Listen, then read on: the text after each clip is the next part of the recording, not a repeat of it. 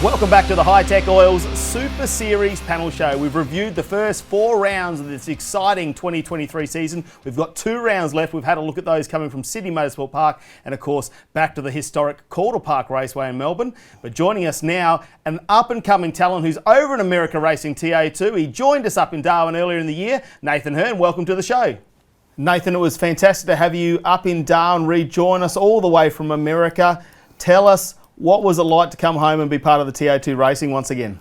It was awesome, honestly, Matty. And yeah, I mean, just to get back home was good. I was there visiting family for a while, and yeah, obviously got the invite from Peter Robinson to come up and race with you guys in the world's first TA2 two-driver race. So that was awesome fun, and we got to see some crocodiles and do some cool things, and yeah, that was a great weekend. The TA2 series in Australia is what gave me my start, and it's the only reason I'm here today. And for all the people who helped me throughout the years, I'm still very much in touch with all the TA2 guys in Australia.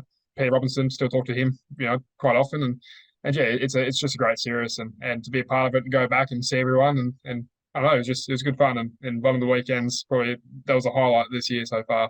Tell us a little bit about your transition over to America, how that all came about and how it's going over there. I was on offer to come over here. I said yes before I even told Mum and Dad about it. And then within, I think it was a month, I was on the plane and heading to Michigan to come over here and race full time. We're all watching over here.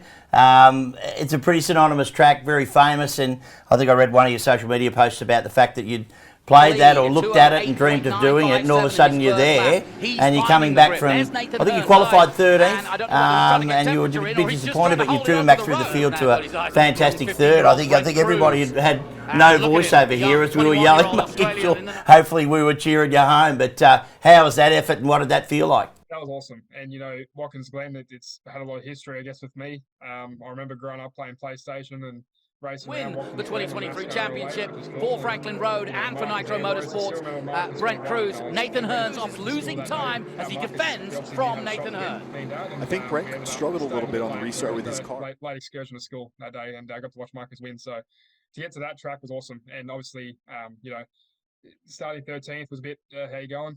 We definitely deserved to be further up the field, but qualifying got cancelled because of a crash. And yeah, we didn't get to qualify. So it was a bit of a shame, but come from 13th. No need for heroics unless the opportunity avails itself. But Brent Cruz doesn't make that many mistakes, and I don't Nathan, think he's going to do it today. I saw you 3 or 4 years ago when you were testing at Winton with Gary Rogers. I was very impressed. It's great to see you making inroads over there in America. Yeah, thank you, Jeff. That was actually 2019, mate. I remember that test day. Really, really well. So in the TA2, then we had the 2021 as well. So obviously a very whirlwind time of life. Taught me a lot.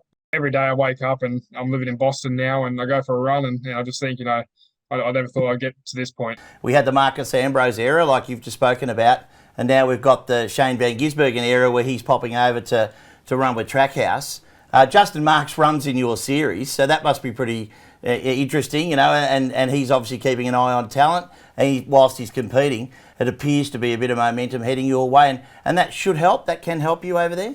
It could definitely help, but I think American motorsport as a whole is strong, and you can see that in a lot of ways. A couple of Formula One drivers, I can't mention any names or anything, but have actually come over to American motorsport and finished up in the European circuit and have been taking up all the drives. So it's very hard actually now to make it, because you got Shane Van Gisbergen and Scotty McLaughlin and all these really, really top-notch drivers coming from all ends of the world to America.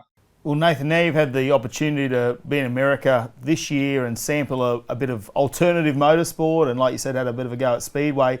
Has it changed your ambition over there to what you want to achieve? September, October is advice I got from Marcus Ambrose to really put my head down and work hard, and this is when you're going to make opportunities happen, is in this window. So for me, for next year, I'm focusing on getting as many drives as I can. Doesn't matter if it's in a home-like cell or dirt car or even a barbecue car, 4 wheels. It's I just got to get some laps in. It obviously comes down to the budget at the end of the day, but I got some really good people in my corner. I'll just go back to the Nashville event, where you actually were in the lead there for a while. The 2 leaders got caught up with the car. Come on. You're nodding, yeah, because we could all see it. Obviously, that was a fantastic result for you, because, yes, the younger driver came from behind and got you eventually at the end there. But fantastic drive, but what a circuit. How unusual is that street circuit there? That was an awesome weekend. The track at Nashville was tight. Like I don't think TV done it justice. So I was walking through there on a track walk on I think it was a Thursday or Wednesday. They had a bit of rain. The whole track was dry, but turn one's gutters had been blocked, and it was just completely flooded. A street circuit in a long distance race like that, it becomes very, I guess, mentally draining. And yeah, I definitely done a Stephen Bradbury and got very lucky with the 2 leaders getting crashed out because they were long gone. I was hanging on for dear life for as long as I could, but unfortunately there was just too many laps in the race. If they cut it short, I would have been happy, but unfortunately missed out. So it was one of those things that was a good confidence builder for sure, and set us up for a good Watkins Glen and hopefully for a good rest of the year. You're obviously living in Boston, so you're about to hit winter. Have you set yourself up to keep your fitness up during the winter, so when you get in there next year, you're ready to go? Yeah, for me, I'll bounce back a lot between Michigan and Boston, and working for Howe Racing Industries on the Enterprise, on the TA2 cars, and I've actually built a few of the Australian cars that are coming over to you guys. The fitness level and the training level these kids have over here, it's crazy because you see a lot of them and they're all athletes. Competing against that level of stuff, and I'm sort of doing it all myself is definitely challenging, but we're chipping away. Just for the people at home, Nathan, what's the biggest difference between your TA2 Trans Am car over there and the Australian car? What are the 2 biggest differences that you would say from Australia to the US? But these cars over here, they're so highly developed, and they're getting put on pull-down rigs and shaker rigs. So that's basically what NASCAR has. So a lot of teams have shaker rigs in a cars, which basically they'll get data from a track using telemetry off the car, and then they'll put the car on a set of scale pads, and they'll shake the car around before every event. And we haven't got that level of equipment. So they handle a lot like a 2013 V8 supercar. It's the first of the car of the future cars. I drove one of them in Morgan Park in 2018, I think, and that's what I supply these cars to. But they're just so hooked up and so fast. But if you go 1% over the limit, you're hanging on for dear life because they're very cranky cars to drive. So next year, Nathan, will your team be able to pick up a little bit of that technical challenge and maybe get to a 7-post rig and do a little bit more development? The level is so high over here. I have to be on my limit all the time, and I think I've definitely learnt a lot about myself as a driver and as a person. That's made me a lot better off. I think if I went back to Australia and drove for GRM in Australia or Dream Racing in Australia, they'll think, where's Nathan? What have you done to him? But I've definitely matured a lot this year, so it's been a good year. So.